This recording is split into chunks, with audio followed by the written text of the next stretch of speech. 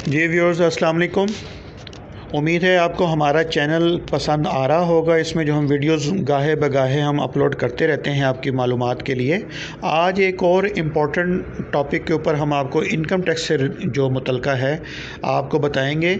आज तक हमने आपको जितनी वीडियोस भी हमने इसमें अपलोड की हैं उसमें हमने आपको यही बताया है कि किन अफराद के ऊपर इनकम टैक्स की अदायगी, इनकम टैक्स रिटर्न की फ़ाइलिंग सालाना या बाई एनुअल जो है उसके लिए उनके लिए लाजिम है। आज हम आपको बताएंगे कि वो कौन से अफराद हैं जिनके ऊपर इनकम टैक्स रिटर्न सालाना फ़ाइल करना मैंडेटरी नहीं है।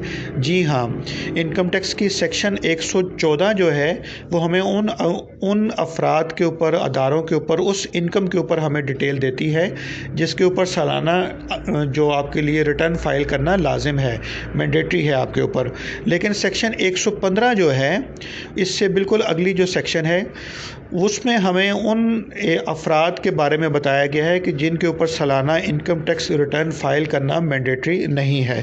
तो आज हम आपको उसके बारे में बताएंगे ताकि कुछ आपको ये भी पता चले कि वो कौन से ऐसे अफराद हैं जो अगर सालाना अपनी इनकम टैक्स की रिटर्न फाइल नहीं कर रहे या अगर नहीं करते तो उनके ऊपर कोई पीनल एक्शन जो है सेक्शन 182 के तहत इम्पोज नहीं किया जा सकता।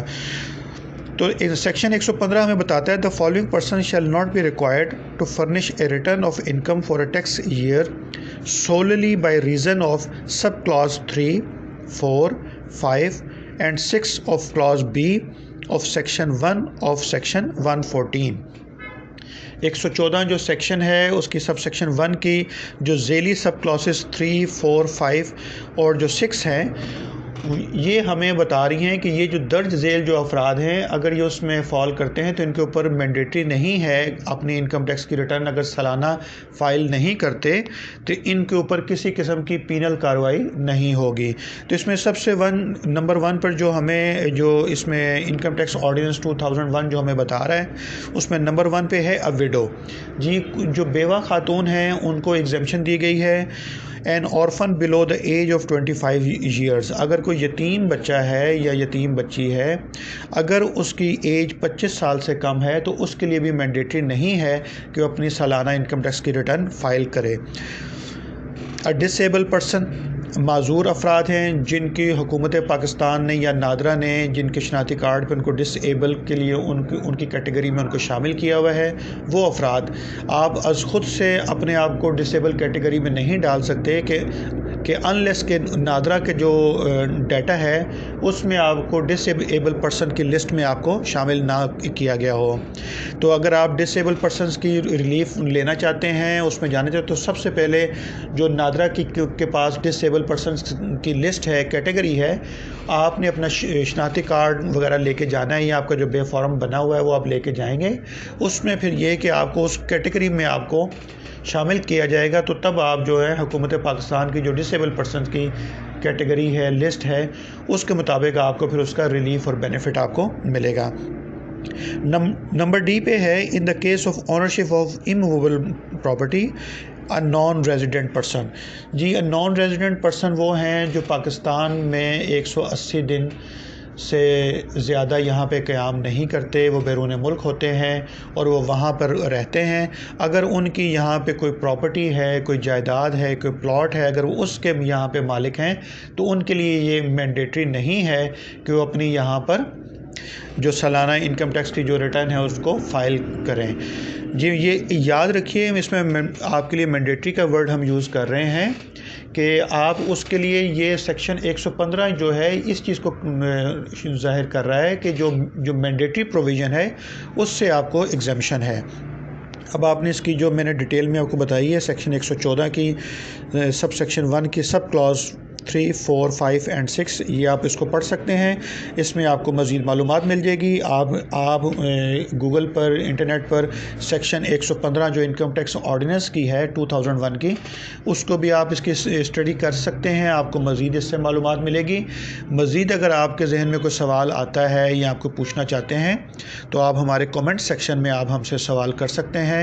हम कोशिश करेंगे आपको जल्द से जल्द आपको उसका जवाब दें, रिप्लाई करें।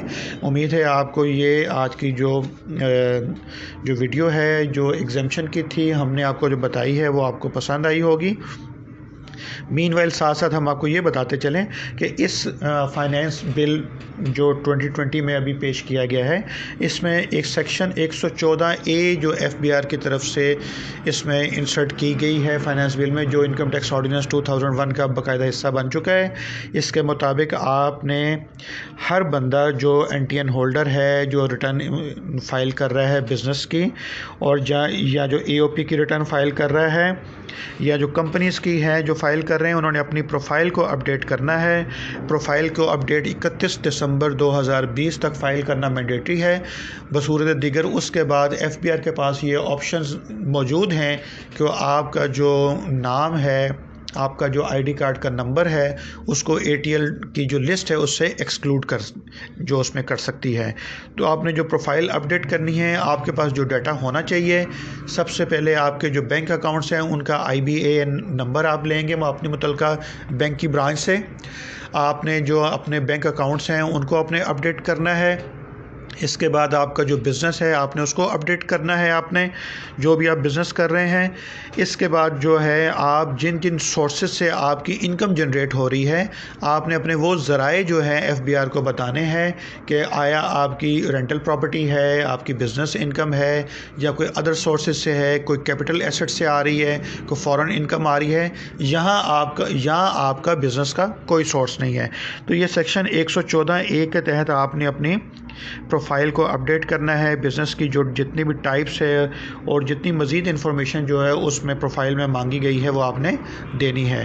तो ये भी इसमें दिन थोड़े रह गए हैं। आप अपनी प्रोफाइल जो है वो जाके जो हज़रात अपनी रिटर्न ख़ुद फाइल करते हैं वो अपनी प्रोफाइल को अपडेट करें, या वो अफराद जो अपने कंसल्टेंट के ज़रिए अपनी टैक्स रिटर्न्स को फ़ाइल करते हैं वो अपने टैक्स कंसल्टेंट से रब्ता करके उनको ये अपनी मालूमात फ़राहम करें 31 दिसंबर से पहले ताकि उनकी प्रोफाइल जो है उसमें अपडेट हो सके।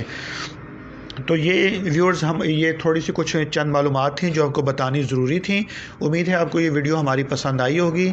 हमारे चैनल को सब्सक्राइब करना ना भूलिए ताकि जो वक्तन फ़वक्तन जो इम्पोर्टेंट वीडियोज़ हम अपलोड कर रहे हैं उससे आप फौरी तौर पर आगाह हो सकें। Thank you so much.